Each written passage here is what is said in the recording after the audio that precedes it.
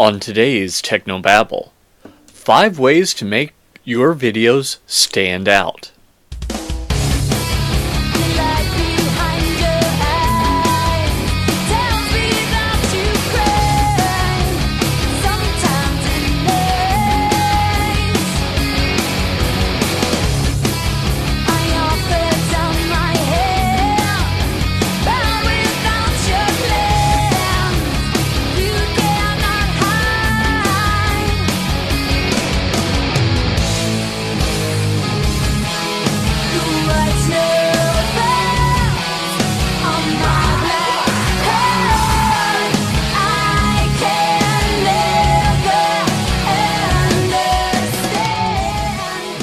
This is Tech No Babble, your weekly source for church video and graphics news, perspectives, tips, and tricks. And now here's your host, Paul Clifford. Hi everyone, and welcome again to another episode of Technobabble. I, of course, am your host, Paul Allen Clifford, and I'd love for you to join the conversation. So if you could head on over to trinitydigitalmedia.com/contact. That's where you can leave feedback, ask a question, anything that you'd like to do. All that contact information is listed there. You can even leave a message right there, or you can call me on my phone number, which is listed, or send me a message through Twitter. My Twitter handle is under my face here if you're watching the video. Paul Allen Cliff, PaulAlanclif. If you're not, you needed the spelling. If you are, you could have seen it. Anyway, I just wanted to get that out of the way right first, and also talk about a couple of little things. First off, let's talk about churchstreaming.tv. Churchstreaming.tv provides all the streaming for Technobabble and the other Church TechCast shows. What is great about them is it's unlimited pricing. So for $99 a month for most churches, I think the limit is 1,000 or 2,000. So that's the vast majority of churches. You get unlimited streaming. There's never a surprise at the end of the month. You're not going to have a snow day where only a few people can get to church and everyone else watches online, and then all of a sudden your bill is $300 where the previous month it was $70. You're not going to have anything like that with churchstreaming.tv. And they provide streaming that works with not only a web browser, but also iOS and Android, so people can watch while they're on the go, while they're on vacation, etc. And that's just a great additional feature. Also, they have a Roku channel, so I want to welcome anyone who's watching on Roku. That's something that I created as a result of using churchstreaming.tv. So head over to trinitydigitalmedia.com/church streaming and start your free trial right now. If you do that, I'll get a little something that'll help out with the production of the show, and more importantly, you'll get a 1-month free trial that's unlimited. It's not a watermarked or you can only stream to 2 people kind of trial. You can try it out full bore for a month and see if it's right for you, and I think you'll be really surprised, especially if you have questions, because their tech support is second to none. I know every time I contact them, I'm really excited that I have, because they get right back to me and answer all my questions. So that is churchstreaming.tv. The other thing I want to talk about is my latest course, creatingchurch.com. So if you head over to creat.ingchurch.com. Yes, I did register Ing Church, given that all my books seem to have Ing Church in them. I just wanted to save some money. So that's actually a subdomain, but create.ingchurch will take you there, and you can see my latest course, which is all about creativity in the church. This is something I've been working on for over a year. I've got tons of videos. I've got a book that will go along with that, and weekly discussion. So if you're interested at all, you can head over to create.ingchurch.com, create.ingchurch.com, and get more information there. So, without further ado, let's hop into our topic for today. I want to talk about ways to make your videos stand out. Now, one thing that I think in the future we'll see more and more is we will see almost every church doing video. Just as a decade ago, churches were deciding, do we really want to have a big projector screen in our sanctuary? And now the vast majority of them have them, even if they only use them to project lyrics or for sermon slide notes. The vast majority of churches are basically places where you have these screens and projectors. So I think that the next step is you will see churches producing videos. Now, there's a few different ways that you can produce videos. You can produce videos for broadcast or streaming. Those are basically the same thing. It's just how you disseminate that, whether it's over the airwaves, over cable, or if it's on the internet. And we'll see churches that are uploading their service after it's done for streaming purposes. We'll also see them doing IMAG, that's image magnification, as well as we'll see churches producing their own video segments. Now, my church does all these things except for broadcast. We do have an audio show, a radio show, but we stream and we live stream our services. So that's kind of where I see the church going. So you might be thinking, well, if everyone's doing it, how do we separate ourselves? Well, first off, I don't want you to be jealous or worried about churches that have more resources being better than you or you being left in the dark. I don't think that that's something you can worry about, because the price of doing good video is coming down more and more. So I'm really just getting started in what I'm doing here at churchtechcast.com with these live streaming shows. I've been doing them solidly for about 9 months now. Not quite 9 months. So there is really a lot of room for improvement, but I didn't spend a lot of money to do this. I'm talking to a Logitech webcam right now. That's right in front of me here. I'm going to eclipse it with my hand so you can know right there.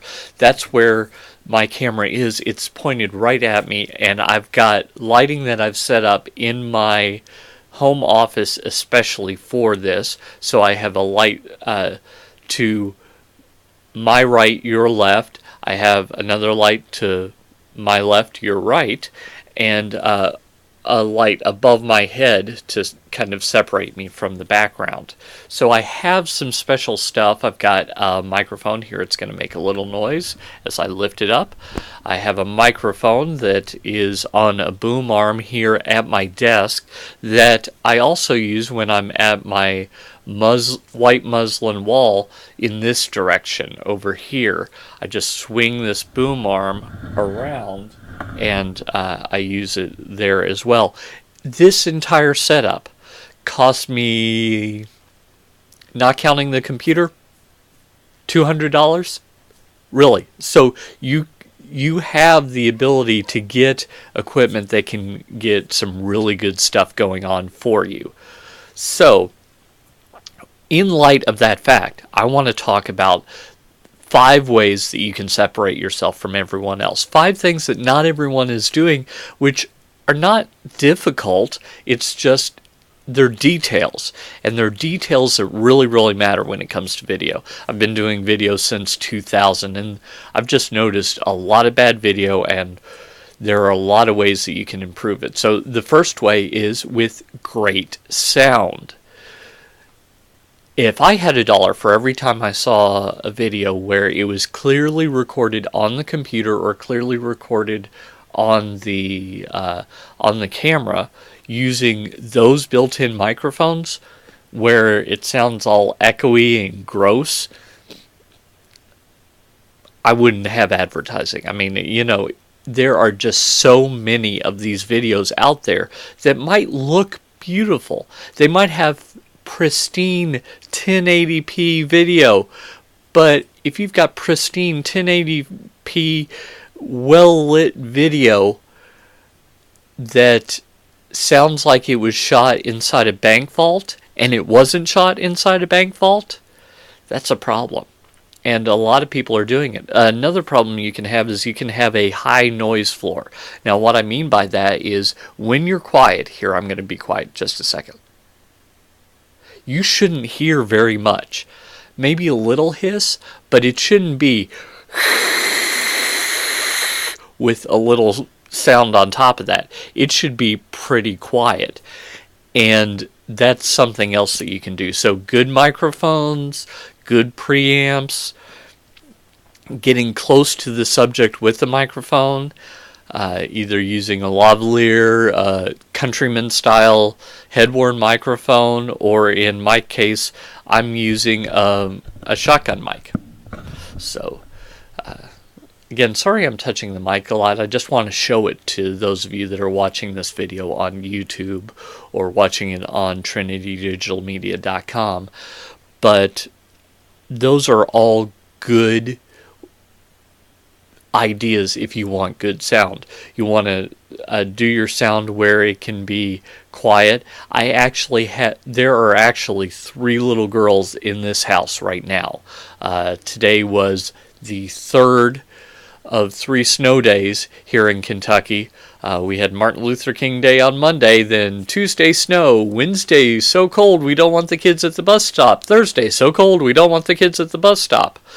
So I've actually got those kids down there. Occasionally you'll hear my dog bark because she doesn't always bark, but when she does, she barks for no reason. So you'll hear those things, but I've tried to minimize them. And so that's some good tips for good sound, is trying to minimize background noise. Now you can add a gate, you can do some sound insulation in the room that you're shooting in. Those are all good practices, but try and minimize outside sound as well. Number 2, understand the genre. So just like a murder mystery typically doesn't have a lot of comedy, it typically doesn't have a strong romantic storyline. Now, it might have some comedy, it might have some incidental romance in there, but that's not the point, because it's a murder mystery. So just like that happens, so certain types of videos are shot and edited and put together certain ways. So whatever kind of video that you're creating, you should understand its genre and don't reinvent the wheel here. Okay? If something is a man on the street, word on the street, streeter, depending on who you talk to, what it's called, just watch a bunch of those and see how they're put together. Don't try and do it your own new novel way. The art in it is not redoing the structure. The art is the content and how you put it together. So that's what I want you to think, is what genre is this video, and how can I use the same basic skeleton that people tend to use for this genre. Now, I can take it in a couple of different ways, maybe tweak things a little bit, but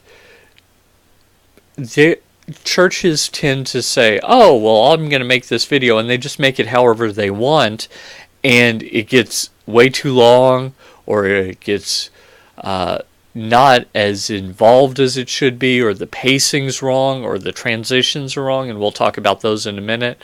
So I want you to understand the genre when you're making a video, and that will help it stand out from the crowd. Next, This is going to sound controversial to some of your ears, and I don't think it should. Unfortunately, it's the case that I have to clarify this, and maybe if we keep doing this, this will no longer be the case.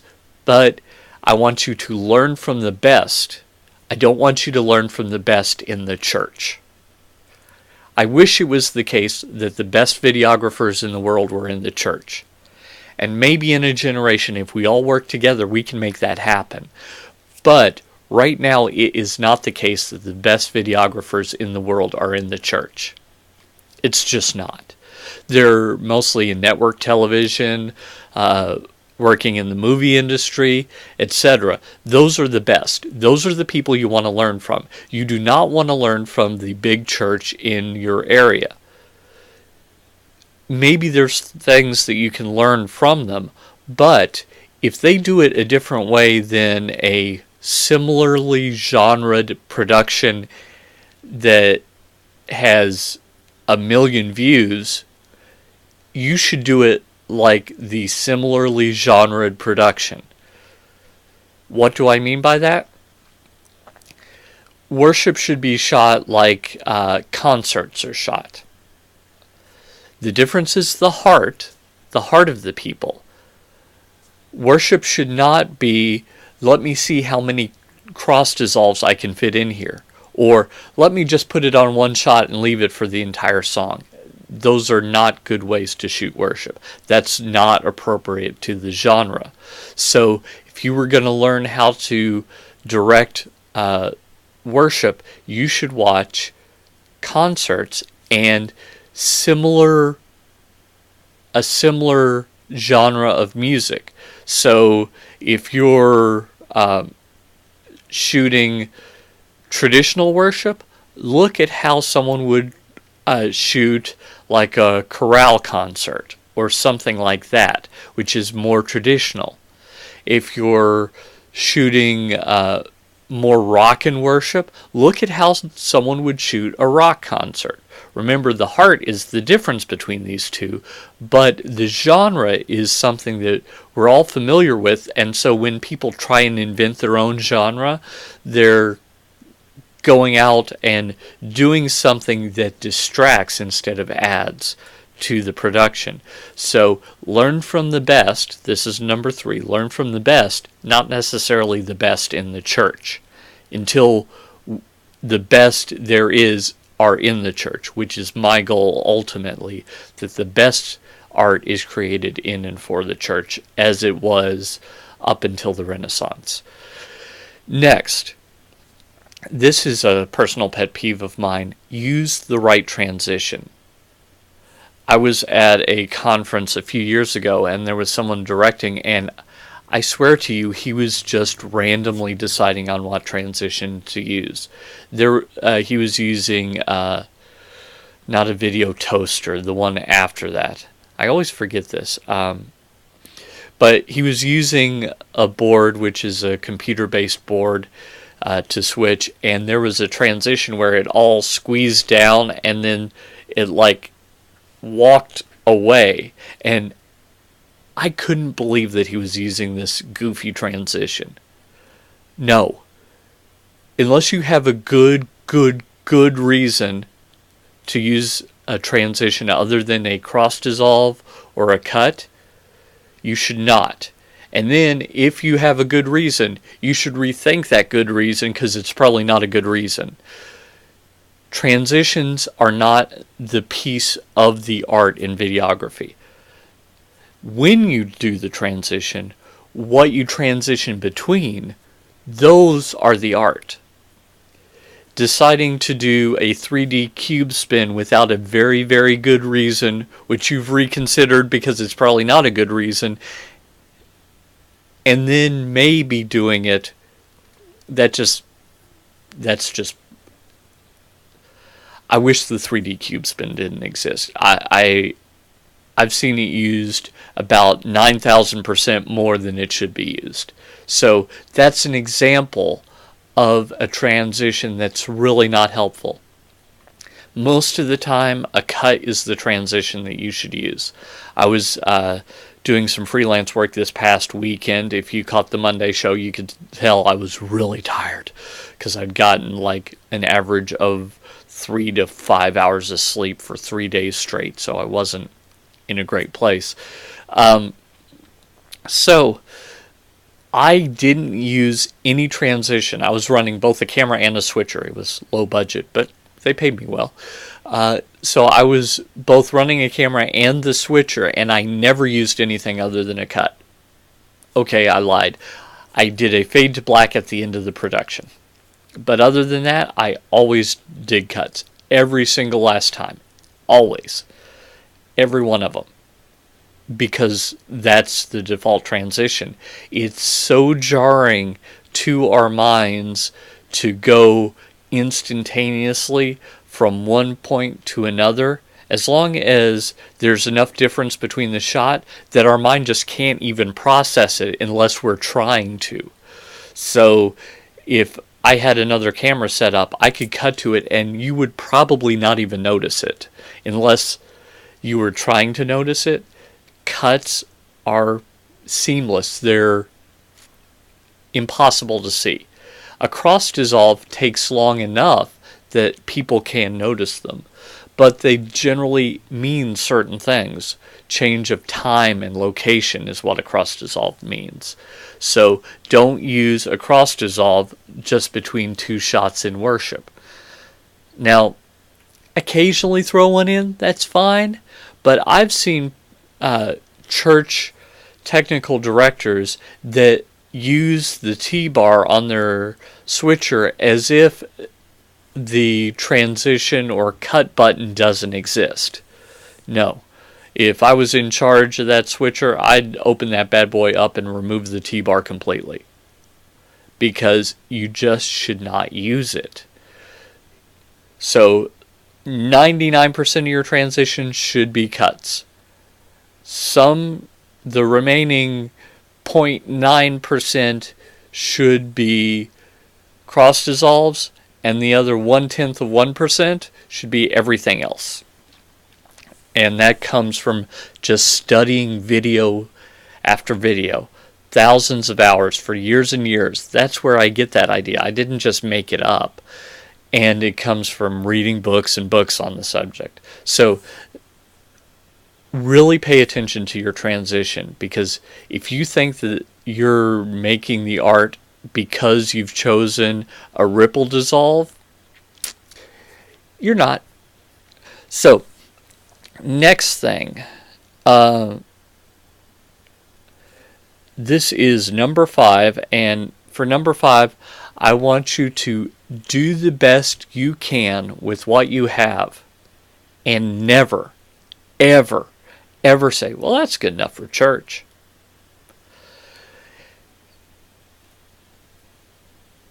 Here's the feeling that I want you to have. As the video person at your church, or one of the video people at your church, I want you always to be thinking, how can I make this better? I want you to always be thinking, where can I go to the next level? And trying to figure out how to do that without additional equipment. Sometimes that's not going to be possible. It's not going to be possible to do better without additional equipment. But sometimes the thing that needs to get better is you. And so you can spend more time practicing to get exactly that perfect spot on the rocker switch for the zoom control, where you have to get past the part where it doesn't do anything, but before it zooms too quickly, you can get to that point where, it's perfect. It's perfect every time. And then you can tweak it from there.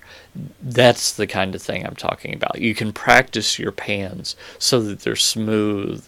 They start out slow and ramp up and then slow down at the end. Beautiful pans that are on purpose. You can practice your framing so it's actually hard for you to break the rule of thirds. This is actually something that I have hardwired into me from doing video since 2000. It is hard for me to break the rule of thirds. You'll notice my eyes in this video are on the top third. it would be difficult for me to put my eyes on the bottom third. Not impossible, because that's still within the rule of third, but it really annoys me when I see someone whose eyes are smack dab in the middle of the video like mine are right now. Oh, it hurts.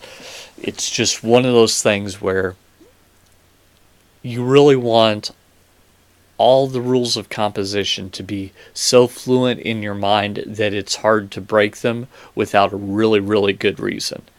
And on purpose, not accidentally breaking them. Okay? So I want you to think about these 5 things, and think about it as you're making videos in your church, as you're doing IMAG, image magnification, as you're editing pre-produced videos, as you're doing video for broadcast, live streaming, uploaded later streaming. Those things is, think of these 5 things. Think of getting great sound. The better you can get the sound, the better it is. Think of understanding the genre. Am I shooting this particular video like other videos in this genre are shot? Number 3, learning from the best that you can find. What am I learning from this movie that I'm watching with my spouse? What am I learning from this television show? What am I learning from the best of the best in my area? Number 4, using the right transition. When should I use a transition other than a cut? When is a dissolve right? When should I use the, did that guy just walk in front of the camera? Wipe. Did you even know that was a transition? It is. In fact, a lot of times when you're watching in a movie and you see someone walk in front of the camera, that's because they're fixing something. So it's 2 shots, but instead of getting a jump cut there, it's a wipe where it looks like someone is walking through the frame. So understanding when you would use that transition, which you may not have even known was a transition. And number 5, doing the best you can with what you have, and never, ever, ever saying, oh, that's good enough for church. Remember, we're serving the Lord God Himself. Do you want to say, well, this is a good enough gift for God? No. You want to give Him your best. You want to give Him something that costs you something. That's what King David said, I will not give the Lord that which cost me nothing. Things that are valuable are what we want to give to God, including our time, including our talents, because they're all from Him initially anyway. And that, my friends, that is how we change eternity.